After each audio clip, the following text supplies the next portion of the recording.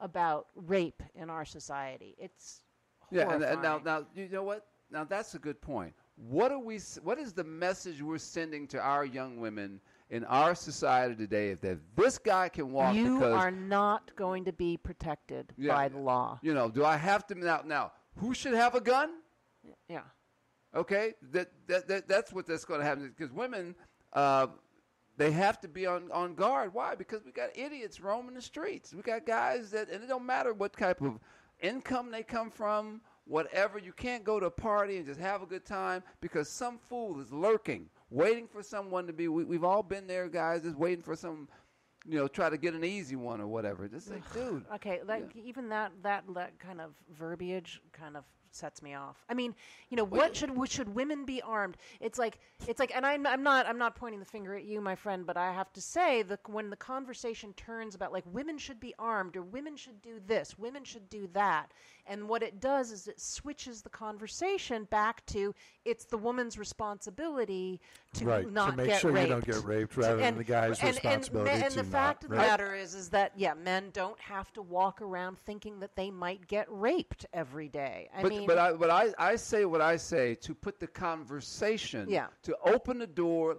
Let's find a solution. I'm just put it out there. Do they need a gun? I don't know. Do they need? I think also it's similar to affirmative action. It's one of those things like, should we need it? No. Do we need it? It sucks to say, change but the culture, change the culture, absolutely. But culture. until then, it's like, and I'm not saying the onus should be on women to prevent their own rapes, but unfortunately, as people are trying to change the culture, they still have to, and it sucks.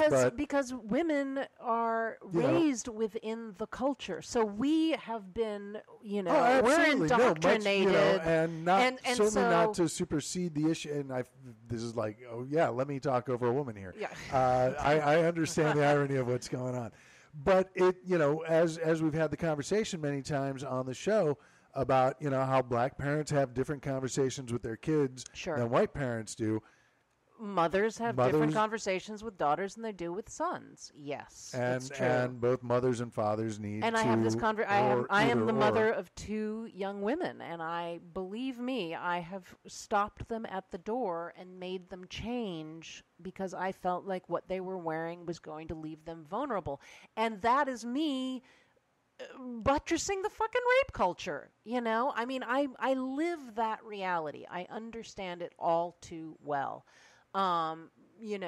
But what I think that this generation of women, and by this generation I mean women my daughter's ages, millennials, are really going to change this conversation because they are aware of these of themselves and these issues and what the rape culture is on a way that my generation absolutely did not. Well, also I think the conversation should be happening with young men.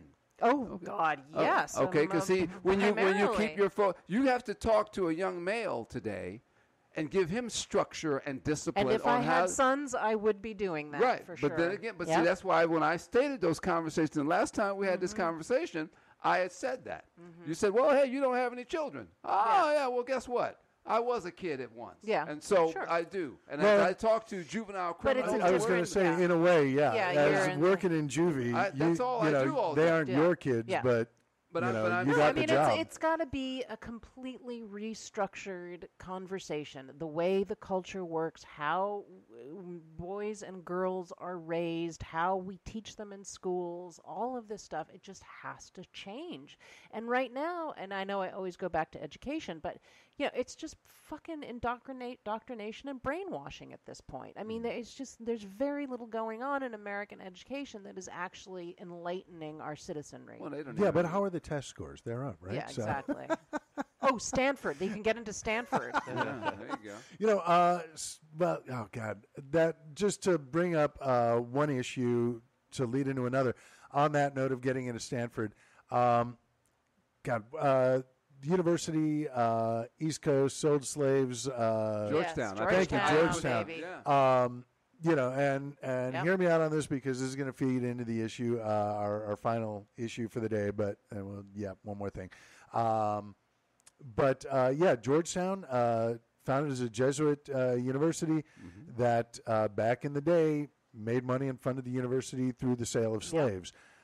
So now they are offering, is it restitution? You mean reparations? Reparations, thank you. It wasn't either. But they are giving preferential treatment on admissions to descendants of the slaves that were sold. And that was, not that long ago in American history. Yep. Fast forward to today and what's going on the gridiron in San Francisco. Colin Kaepernick, thank you, refusing to stand for the national anthem because of the ways blacks are treated. And I think Kareem Abdul-Jabbar had the best response. Said, whether if you go back 50 years to Muhammad Ali changing his name and protesting the Vietnam War, and then to the black Olympic athletes in '72 who gave the Black Power salute during the national anthem on the lectern, to Colin Kaepernick today refusing to stand for the national anthem. Is the problem that a guy is refusing to stand for the national anthem, or is the real problem the same thing these guys have been protesting for so long? Yeah. And, preseason is over. College football starts today. Go Mizzou.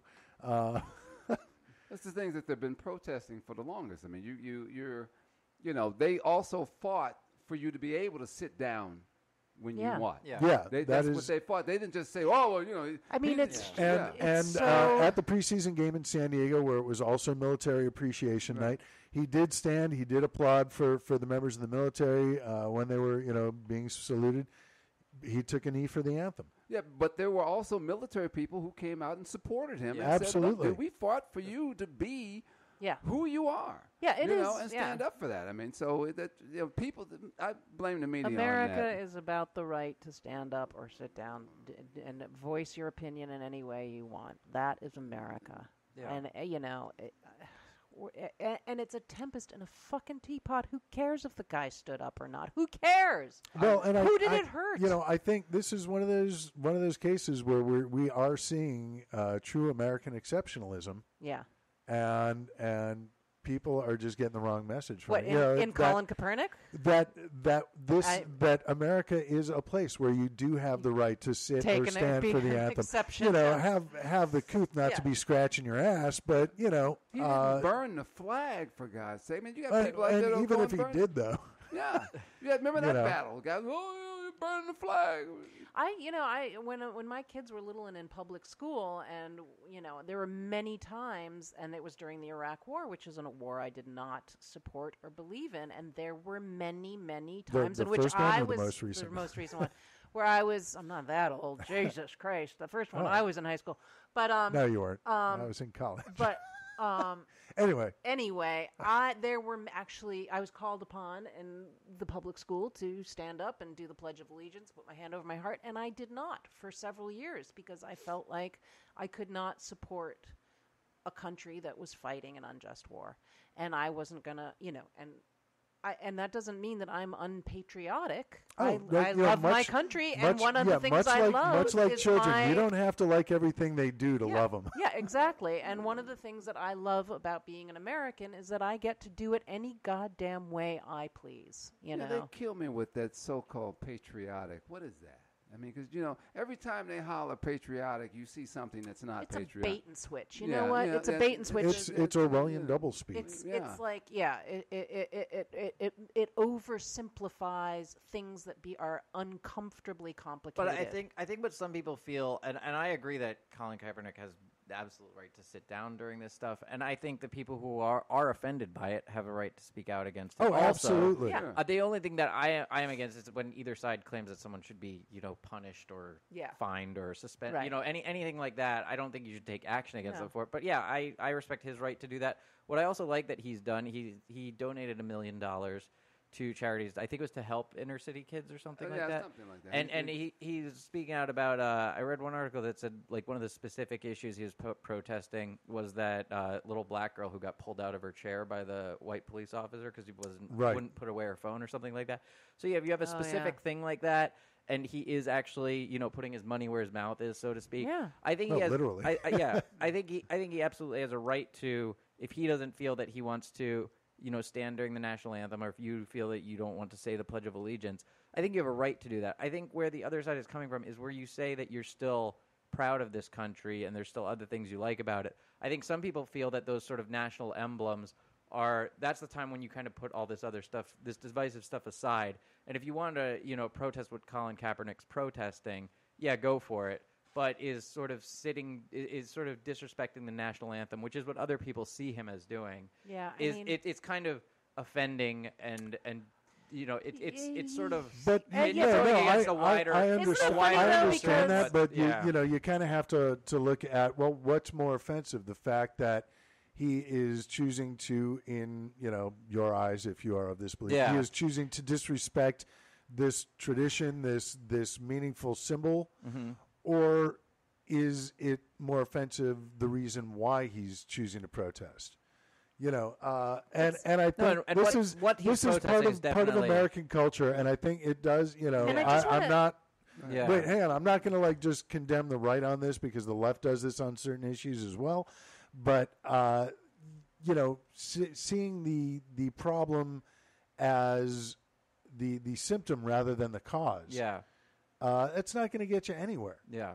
No, and I definitely agree that my whole problem with American culture that everything happens for a reason. The people who are nobody offended, wants to know the reason. The people who are offended by this guy not standing up for the national anthem are the same people who are all butthurt over trigger warnings and PC talk and this and that.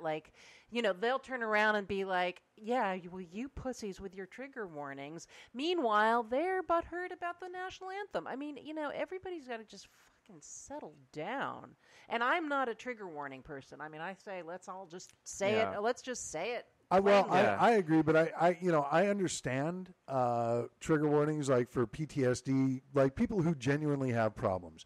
But it much like the gluten allergy. There are celiacs. Yeah, there are people who cannot handle it. Yeah. And then there are people who just don't like bread and want attention. Yes. And the thing is, those people are really fucking up the cause for the people who do have an issue. Yes. Much like I agree with that. Yes. And it's. Let the actual victims be victims. There's plenty of other stuff to be jealous about with people if you want to go that route. But the media had never really paid attention to him, and they really took that and ran with. I don't know if everyone. He's not standing. What is this? Because in the NBA you can't do that. In the NBA they'll fine you. You can't. You have to stand like Mukmak Abad. He did the prayer like this and. He got fined $50,000. So in NBA, you can't do it. In NFL, they're a little bit more free, allowing you to do that. Look, I'm looking at a guy making $18 million a year to play a kid's game. I don't give a shit. Right. Yeah. Now, but complicating the issue, though, were the socks that he wore to practice with little pig faces with police hats on. I mean, talking about people getting butthurt over stuff. And as much, I didn't hear that so one of the practices, Google the image. Yeah, they're kind of cute socks, but it's like a black sock with a pattern of little pig heads, cartoon like Porky Pig kind of. Yeah. Okay. Well, Porky Pig played a cop one time too. So, and that's the thing. It's I totally agree that the people who are getting butthurt over this need to get a life. Yeah. Talk as you were just saying, your trigger warnings and your rage and your sensitivity, right there, buddy. Yeah. But does that hurt Kaepernick's stance? It's like I get it. I think you're doing a great thing, and this is just a little over the top, but kind of a zets. It's like, is he just being a dick because he can't? Butthurt about stand by your guns, by all means. I think he has a legitimate. Oh, so do I. Absolutely. I stand or kneel or sit with him 100%. Oh, but it's one of those things like, the where the Sox may be gloating. Yeah. Well, Rodney Harrison, one of the football players, came out with something stupid, and he should keep his mouth shut. He said, "Oh, he's not even black." Yeah. Oh, because he He came right out and just said, "Dude, what does that have to do with the conversation of what he's doing? You just shut up."